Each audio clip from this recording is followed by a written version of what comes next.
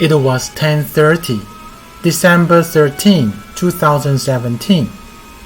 I was an adjunct instructor who taught intermediate Taiwanese in National Taiwan University, and I was eager to show students how to choose the right negative word to negate a sentence in Taiwanese. Before the class, I read papers and grammar books and made tables and diagrams. But my confidence was soon shaken when I gave them more and more examples. Among them, many are counter-examples. I didn't make it in the class, but the failure motivated part of a research project and a paper to appear in Taiwan Journal of Linguistics. It is always a pleasure to do research when you know why you want to do it. In the following, I'm going to talk about my past and future research interests. Instead of jargon and titles of papers and theses, I decided to go with more examples to prevent this video from boring you too much. I grouped the examples into 4 categories. After that, I will show you the short and long-term goals of my research. Let's start by going back to the failure mentioned in the very beginning. I think the reason that I confused my students and myself is that I dared not ask stupid questions. Here's the question. What is behind the lack of correspondence in the selection of negative words between Taiwanese and Mandarin? Example in number 1 and 2 show that when Mandarin uses 不, Taiwanese uses 不 in some cases and in others. In the paper accepted by Taiwan Journal of Linguistics, I show the secret of the rules is in the characteristics of verbs. There is a group of verbal elements that behave just like auxiliaries, as we can see in number 12 and 13. These elements can make a polarity question with sentence final particle 不 without the help of an additional auxiliary.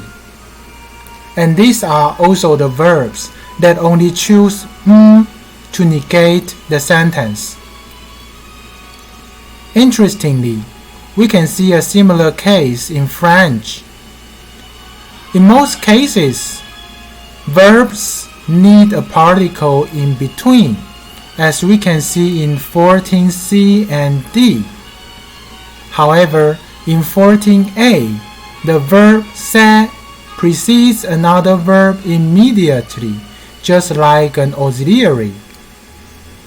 This tells us that verbs are not homogeneous in a language, and what we see in Taiwanese is not exceptional.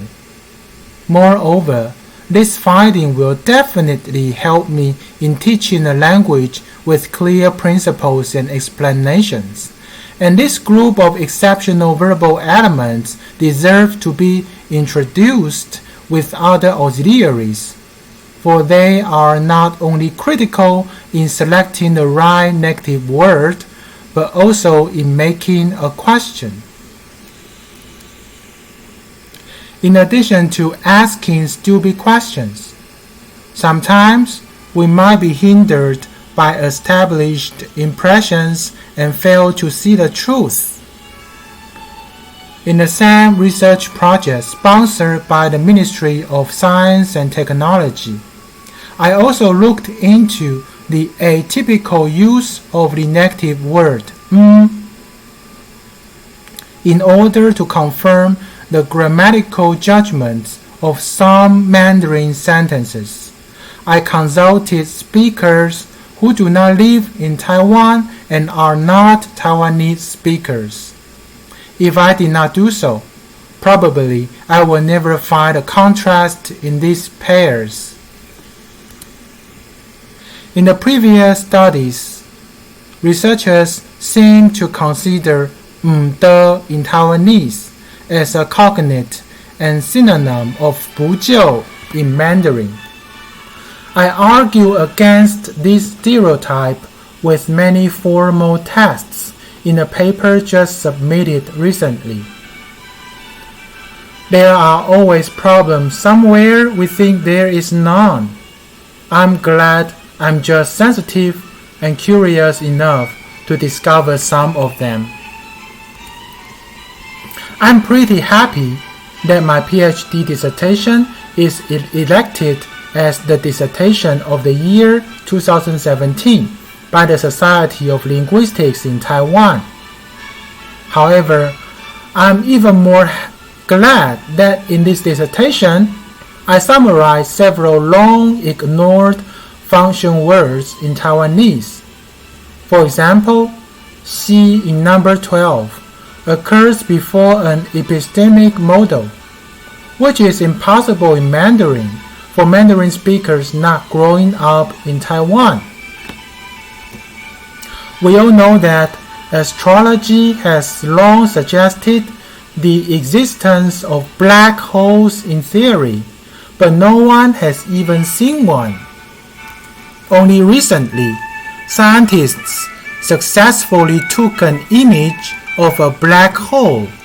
This is exactly what happened when I investigated the different uses of le, exemplified in number 11.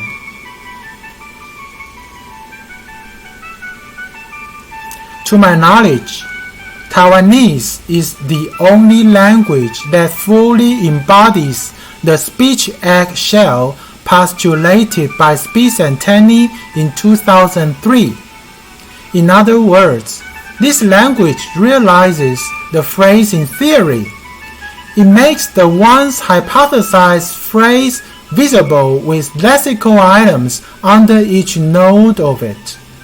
How can I not love this language and study on it? A real Spitzian language. And there is even more.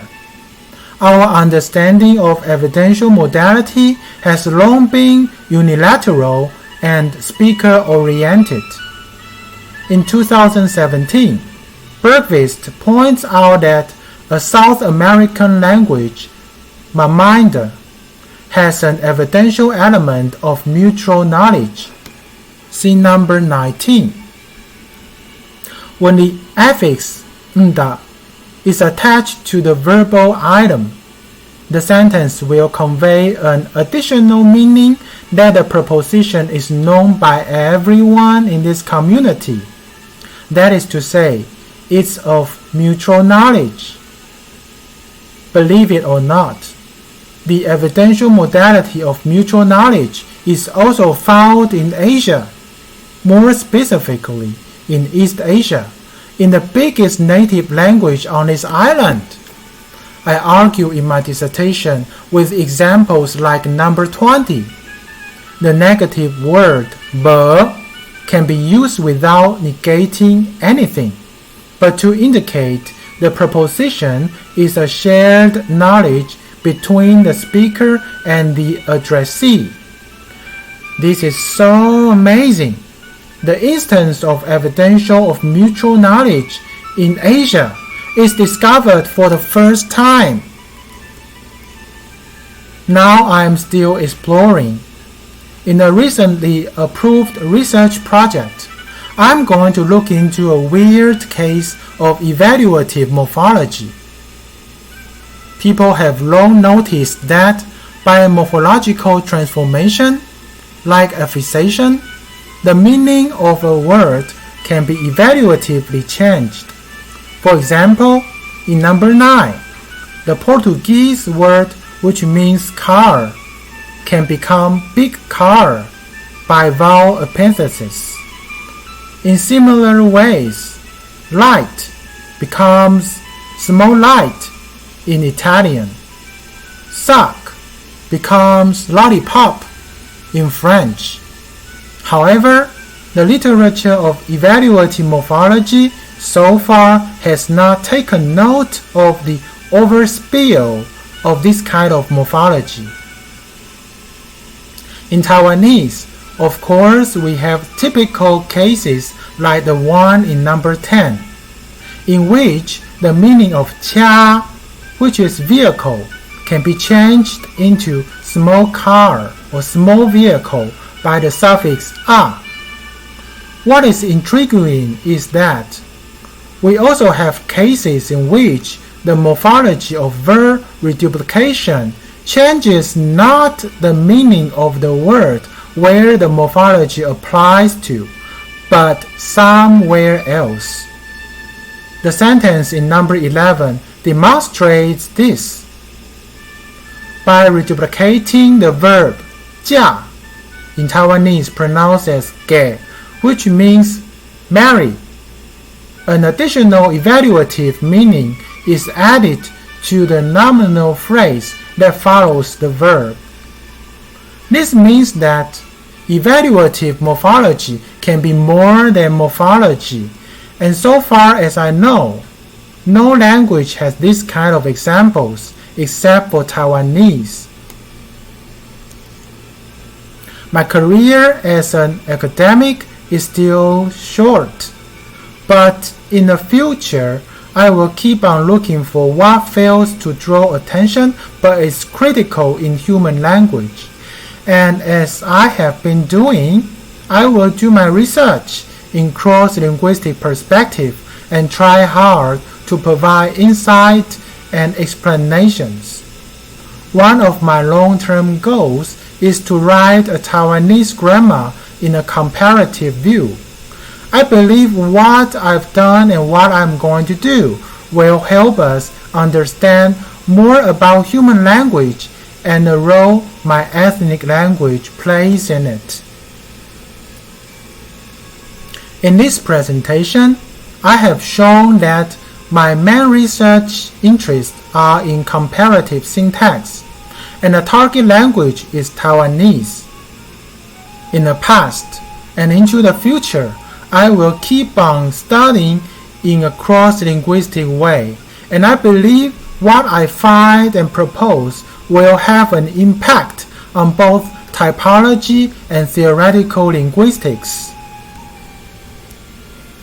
Have you ever heard people say that there is no grammar and no rule in the languages we speak on this island?